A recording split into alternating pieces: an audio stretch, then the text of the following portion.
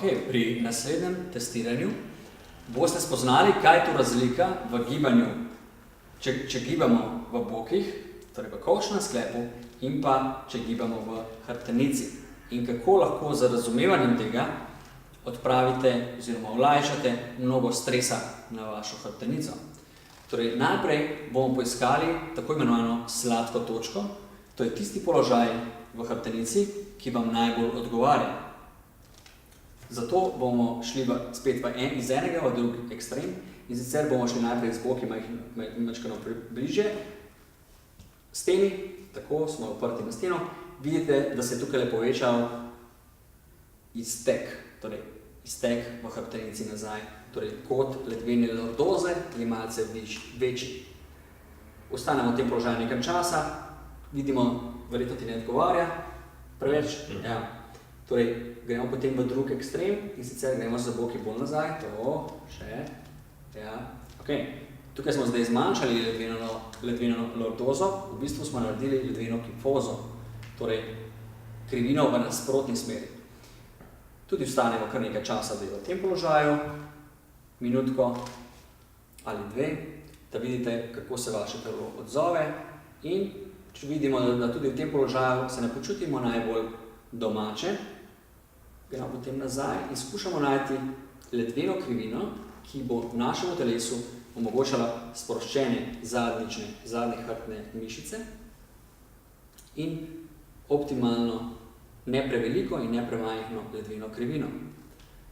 Ko enkrat najdemo to sladko točko, gremo pogledati, kako izgleda gibanje v kolkih. Torej, sedaj smo delali gibanje v hrbtenici. S tem, ko smo preizkušali, kje je tista naša sladka točka, smo v bistvu spreminjali kote v hrbteničnih sklepih. S tem smo gibali primarno v hrbtenici, v hrbteničnih sklepih. Temu rečemo gibanje v hrbtenici. Mi pa želimo, zato da se bolečine umirijo, narediti čim več gibov v ramenskih in pa v kolčnem sklepu. Zakaj? Zato, ker sta te dva sklepa idealno ustvarjena za gibanje. Sta namreč kroglična sklepa, ker v sklepu kost lepo drsi in nam omogoča veliko mero gibanja. Medtem ko hrbtenični sklepi niso takšne narave in niso toliko ustvarjeni za ekstremna gibanja. Sedaj bomo pogledali, torej, ko smo enkrat našli sladko točko, ohranimo to ledveno lordozo, ki nam zdaj odgovarja, in bomo šli tako nazaj za boki, tako, da se kot v ledveni lordozi ne spremeni preveč. Dovolj. In greva naprej. Pa nazaj. Dovolj. Pa naprej. Torej vidite, premikamo se v ramenih, se spreminja kot in v kolkih. Ne preveč nazaj in greva naprej. Torej, ne stiskati zadnjih mišic, ker s tem boste spet potiskali medenico preveč naprej. Torej, bodite skoncentrirani na to, da res ohranite položaj v hrbtenici enak. Še. Tako. Super. Zdaj vidite, da se večino gibanja lepo vrši v ramenskem in kolčnem sklepu.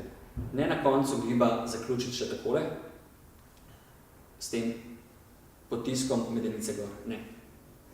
Greva nazaj. Tako.